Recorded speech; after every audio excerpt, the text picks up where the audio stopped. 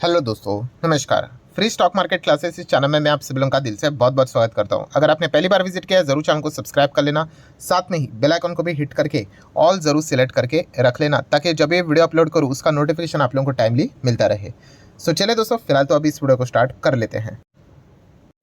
ठीक है दोस्तों, अभी हम लोग आ चुके हैं बिल्कुल हमारे नॉर्मल स्क्रीन के ऊपर। एंड फिलहाल का माहौल क्या है आप सभी लोगों को पता ही है। Yes, election. इलेक्शन की बात करें, आज का दिन ये इलेक्शन का आखिरी वोटिंग का दिन है, ठीक है। और जैसे अभी इलेक्शन ये खत्म यहाँ पे हो जाएगा, लेट नाइट तक एग्जिट पोल की भी चर्चा स्टार्ट यहाँ पे हो जाएगी। एंड टुमारो की बात करें, संडे की बात करें, तो और स्पष्ट रूप से एग्जिट पोल हम लोग को देखने को यहाँ पे मिल जाएंगे, ठीक है। बट आप सभी लोगों को पता है एग्जिट पोल एक अनुमान होता है, हकीकत में नंबर क्या रहेंगे उसके पीछे तो आप सभी लोगों को पता है 4 जून का इंतज़ार करना पड़ेगा। बेसिकली इस वीडियो की अगर हम लोग बात करेंगे दोस्तों, तो आप सभी लोगों को पता ही है कि इलेक्शन का माहौल है, तो कौन से शेयर्स के ऊपर आप लोगों ने यहाँ पे ध्यान रखना चाहिए, कौन से शेयर को आप लोगों ने स्टडी करना चाहिए, ठीक है, उसकी पूरी लिस्ट अभी मैं आप लोगों के सामने यहाँ पे रखने वाला हूँ अलॉन्ग विद द रीजंस, ठीक है। मैं अगेन कहना चाहूँगा दोस्तों कि आपको समझना पड़ेगा, कुछ बिजनेस के नेचर को समझना पड़ेगा, सरकार की कुछ पॉलिसियों को समझना पड़ेगा, ठीक है। कौन सी कंपनीज़ को फ़ायदा हो सकता है, कौन सी कंपनीज़ को नुकसान यहाँ पे हो सकता है, इन चीज़ों को समझना है। और अगेन कह रहा हूँ, ये सिर्फ स्टडी पर्पज़ के लिए वीडियो बनाया गया है भाई, कोई रिकमेंडेशन नहीं है। बाय करो, सेल करो, होल्ड करो, एवरेज करो, वो आपकी मर्जी, ठीक है। तो एक एक कंपनीज़ को हम लोग यहाँ पे स्टडी करेंगे अलॉन्ग विद द रीजंस। तो let's start with the first company, business और सेक्टर, जो कि है रेलवे सेक्टर। रेलवे सेक्टर की बात करें तो बहुत सारे स्टॉक्स है, आप सभी लोगों को पता ही है। ये देखिए इतने सारी लिस्ट है, ठीक है। अभी हर एक स्टॉक के क्या ही नाम आपको बताऊँ, आपको खुद को भी यहाँ पे पता ही होगा, जो कि आप यहाँ पे देख सकते हो। बहुत सारे कंपनियाँ, IRFC, RVNL, रेट्स की बात करें, जुपिटर वैगन की बात करें, टिटागन रेल सिस्टम की बात करें, रेल टेल की बात करें, IRCTC की बात करें, BEML की बात करें, बहुत सारे कंपनियाँ हैं। रेलवे स्टॉक्स डेफिनेटली रडार के ऊपर यहाँ पे रहेंगे। देखा गया तो सरकार के जो अच्छी पॉलिसियाँ देखने को यहाँ पे मिली थी रेलवे स्टॉक से रिलेटेड, काफ़ी रेलवे बजट बढ़ाया गया ना, as simple as that.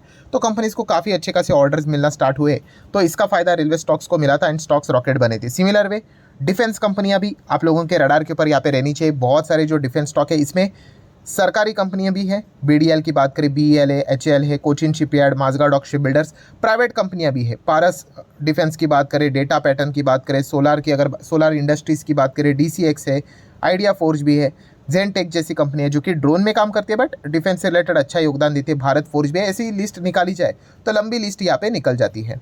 Defence and railway ये ऐसा सेक्टर है दोस्तों जो कि हम कह सकते हैं, देखिए ये सरकारी कंपनियां हैं। एंड अगर देखा गया दोस्तों तो प्रेसिडेंट ऑफ इंडिया का जो पोर्टफोलियो है, मतलब जो सरकारी कंपनियां हम लोगों को देखने को मिल जाती है, इसमें तो बहुत सारे कंपनीज है, बहुत सारे सेक्टर है, बट खास करके ये जो डिफेंस एंड रेलवे है, इन्होंने सबसे ज़्यादा अर्निंग की है। क्योंकि सबसे ज़्यादा बड़े बड़े कॉन्ट्रैक्ट्स अगर किसी को मिले तो डिफेंस एंड रेलवे कंपनीज को ही मिले हैं। तो इसीलिए अगर देखा गया तो 4 जून के हिसाब से किसकी सरकार बनेगी एंड स्टेबिलिटी के साथ, क्या मेजॉरिटी के साथ सरकार बनेगी या नहीं, ये इन कंपनीज का भविष्य यहाँ पे तय करने वाला है। प्रेसिडेंट ऑफ इंडिया के पोर्टफोलियो की बात करें, काफ़ी बड़ा पोर्टफोलियो आप लोगों को पता है, रफली 45 लाख करोड़ का पोर्टफोलियो आप लोगों को देखने को यहाँ पे मिल जाएगा। एंड सेक्टर वाइज ब्रेकअप की अगर हम लोग बात करें तो सबसे ज़्यादा जो कॉन्ट्रीब्यूशन हम लोग को देखने को यहाँ पे मिल जाता है वो बैंक्स का ही देखने को यहाँ पे मिल जाता है। किसमें? जो सरकार का पोर्टफोलियो देखने को मिल जाता है उसमें। बैंकिंग ने भी एक अच्छा खासा परफॉर्मेंस यहाँ पे ज़रूर दिखाया है। NPS में भी हम लोग को अच्छी खासी गिरावट देखने को मिल चुकी है, उसके पीछे भी अलग अलग रीजन है, IBC code and all that. But जैसे मैंने कहा कि सरकारी कंपनीज में आप लोगों को बहुत सारे, मतलब सेक्टर में बहुत सारे कंपनियां देखने को मिलेंगी, बट रेलवे एंड डिफेंस के ऊपर खास फोकस रहेगा। इसके अलावा आप देख सकते हो और भी बहुत सारी सरकारी कंपनी आप लोगों को देखने को मिलेगी। कुल मिला के ऐसे 75 से 80 कंपनियां हैं, ठीक है। एक एक कंपनी आप देख सकते हैं, इसमें आप लोगों को पावर वाली कंपनियां, एनर्जी वाली कंपनियां, देन हाउसिंग वाली कंपनियां भी देखने को मिलेगी, फर्टिलाइज़र वाली कंपनियां, केमिकल वाली कंपनियां, ऐसे बहुत सारे, LIC है, SBI है, ऐसे बहुत सारी कंपनियां देखने को मिल जाती है। बट अगेन कौन सी सबसे इंपॉर्टेंट कंपनियां रहेंगी? Railway and defence. और क्यों सबसे ज़्यादा ये? क्योंकि इनमें ही सबसे ज़्यादा भयंकर तेजी, 800%, 1000%, 1200%, 1500% की तेजी देखने को मिली है। पूरा सरकारी स्पेस तो फोकस में रहेगा ही, बट रेलवे एंड डिफेंस के लिए तो 4 जून तो सबसे कीमती रहेगा, ठीक है। थोड़ा भी कुछ 19-20 हुआ ना, मार्केट जैसा नहीं चाहता है वैसा अगर हुआ ना, तो फिर ये कंपनियां बहुत भयंकर तरीके से गिर सकते हैं। जो FNO वाले स्टॉक्स है उनमें तो आपको बताइए भाई, कोई सर्किट बिरकिट नहीं होता है, बहुत ज़ोरदार भी गिरने की चांसेस रहेंगे एंड वाइस वर्सा, ऊपर भागने के भी, ठीक है। तो ये पॉइंट आपको पता होने चाहिए। नेक्स्ट अगर हम लोग बात करेंगे दोस्तों, तो कोई इंट्रोडक्शन की जरूरत नहीं है, अदानी अंबानी, ठीक है। हर किसी को यहाँ पे पता ही है भाई, सरकार से हमेशा क्लोज रहते हैं। और इसके पीछे का रीज़न भी मैंने आपको बताया कि भाई इनके जो बिजनेस के नेचर ही ऐसे है जो कि सरकार से लिंक्ड है, ठीक है। अभी अदानी की बात करें तो इंफ्रास्ट्रक्चर का बिजनेस है भाई, एयरपोर्ट का बिजनेस है, इंफ्रा से रिलेटेड बिजनेस है।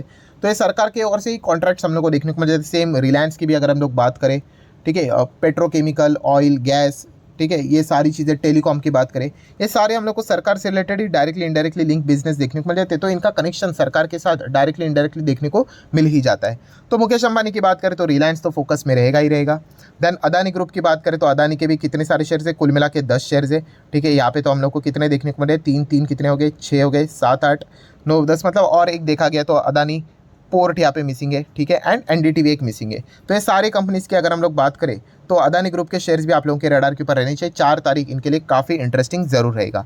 देन अगर हम लोग बात करेंगे इंडियन एनर्जी एक्सचेंज आईईएक्स भी रडार के ऊपर आप लोगों ने जरूर रखना चाहिए।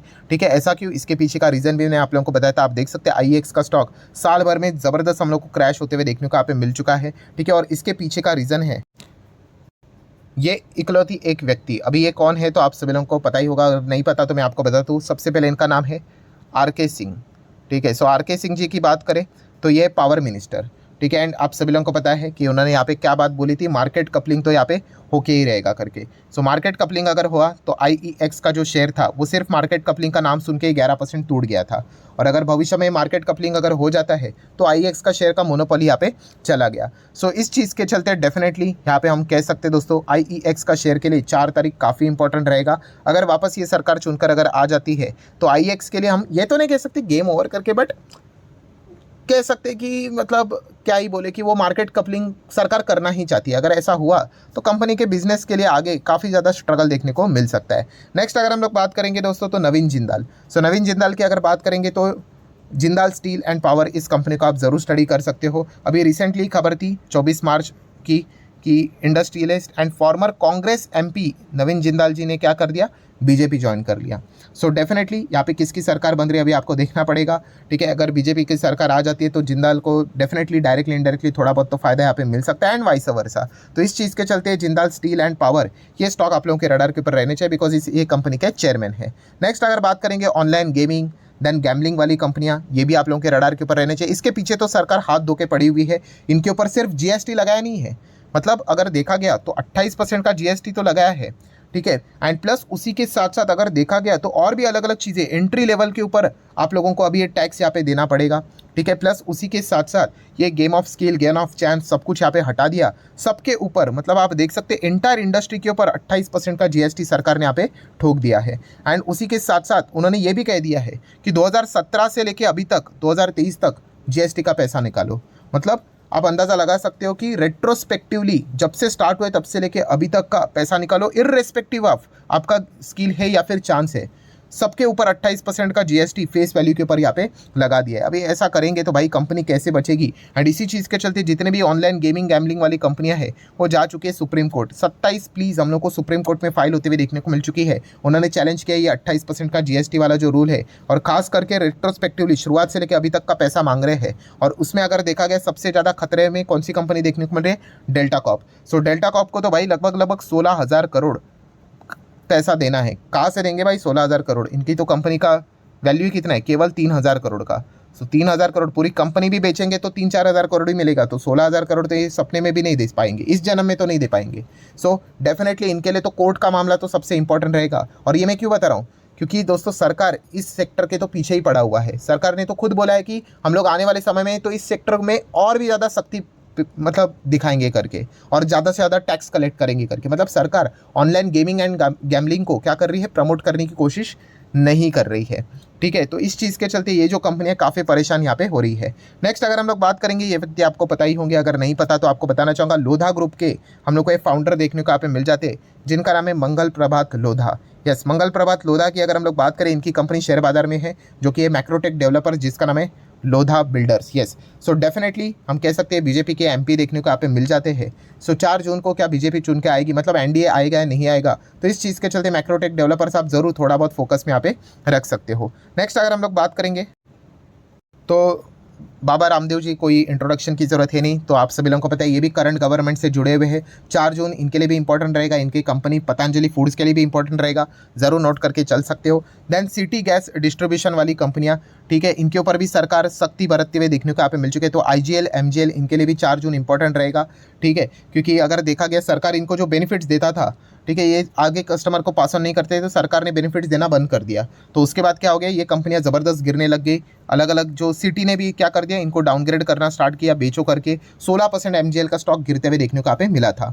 सो हम डेफिनेटली कह सकते हैं कि अगर करंट गवर्नमेंट बीजेपी अगर वापस अगर आ जाती है तो डेफिनेटली IGL MGL के लिए शायद से थोड़ा और आगे का रास्ता कठिन यहाँ पे हो सकता है करके।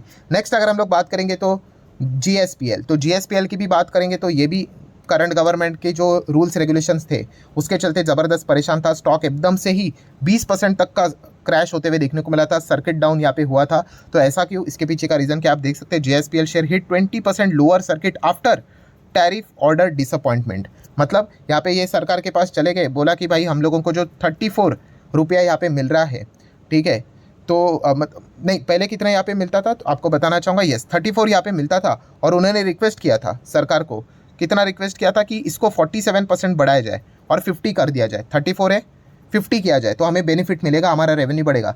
भाई 50 छोड़ो, 34 छोड़िए, सरकार ने तो सीधा 18 कर दिया इसको। मतलब एक्सपेक्टेशन था कि 50% बढ़ाओ, सरकार ने तो 50% रिड्यूस कर दिया। और जैसे रिड्यूस कर दिया स्टॉक क्या क्या हो गया, 20% क्रैश हो गया। क्यों, रेवेन्यू नीचे आ जाएगा भाई, इनकम नीचे, प्रॉफिट नीचे, अर्निंग्स नीचे, तो शेयर भी यहाँ पे कोलैप्स हो गया। तो GSPL की भी बात करें भाई, ये भी करंट सरकार से क्या हो गया, बहुत ज़्यादा परेशान होते हुए देखने को मिल चुका है, क्योंकि पैसा बढ़ाने के बदले पैसा तो इनका घटाते हुए देखने को मिल चुके हैं। नेक्स्ट अगर हम लोग बात करेंगे तो यहाँ पे एयरपोर्ट वाली कंपनी, यस एयरपोर्ट वाली कंपनी की ओर आप फोकस यहाँ पे रख सकते हो, एंड खास करके GMR ग्रुप। सो GMR एयरपोर्ट के ऊपर आप लोगों का फोकस यहाँ पे रहना चाहिए। इनके पास पहले बहुत सारे एयरपोर्ट हुआ करते थे, बट बाद में अभी वो एयरपोर्ट हम लोग को अदानी के पास ज़्यादा जाते हुए देखने को यहाँ पे मिल चुके हैं। तो 4 जून ये कंपनी के लिए भी काफ़ी इंपॉर्टेंट रहेगा। देन अगर हम लोग यहाँ पे बात करेंगे दोस्तों, तो यहाँ पे electoral bond, yes electoral bond का भी इतना बड़ा इशू देखने को यहाँ पे मिला था। तो बहुत सारे कंपनी का नाम आया था सामने, बट एक कंपनी काफ़ी ज़्यादा पॉपुलर यहाँ पे हुई थी, ठीक है, और वो कंपनी कौन सी थी दोस्तों, तो MEIL बोले तो Mega Engineering Infrastructure Limited. Yes, so Mega Engineer की अगर हम लोग यहाँ पे बात करें, और अगर मैं आप लोगों को एक कंपनी दिखा दूँ, उसके प्रमोटर अगर आप देखोगे MEIL होल्डिंग लिमिटेड, ठीक है, तो 50% ये प्रमोटर मेगा इंजीनियरिंग से रिलेटेड कौन सी कंपनी है, तो दोस्तों उसका नाम है ओलेक्ट्रा ग्रीन टेक। तो ये भी कंपनी आप जरूर 4 जून के हिसाब से क्या कर सकते हो, अपने रडार के ऊपर यहाँ पे रख सकते हो। देन नेक्स्ट अगर हम लोग यहाँ पे बात करेंगे दोस्तों, तो बायोफ्यूल, एथेनॉल बायोफ्यूल से रिलेटेड सरकार ने पहले बहुत अच्छी बातें की थी, बट बाद में उन्होंने यहाँ पे यू टर्न ले लिया था। तो इस चीज़ के चलते शुगर स्टॉक्स भी 4 तारीख को डेफिनेटली रडार के ऊपर आप यहाँ पे सेट करके रख सकते हो। सो ठीक है दोस्तों, जितने भी इंपॉर्टेंट स्टॉक्स थे उन सभी की लिस्ट मैंने आप लोगों के सामने यहाँ पे रख दी है, ठीक है। कुछ कंपनी को यहाँ पे बेनिफिट यहाँ पे मिल सकता है, कुछ कंपनीज को नुकसान यहाँ पे हो सकता है, अकॉर्डिंगली सारा पॉइंट मैंने यहाँ पे मेंशन करके यहाँ पे रखा हुआ है। सो वीडियो अगर आप लोगों को हेल्पफुल लगा होगा तो चाहो तो आप इसको लाइक एंड शेयर यहाँ पे कर सकते हो। मिलते हैं अगले वीडियो में, तब तक के लिए बाय बाय।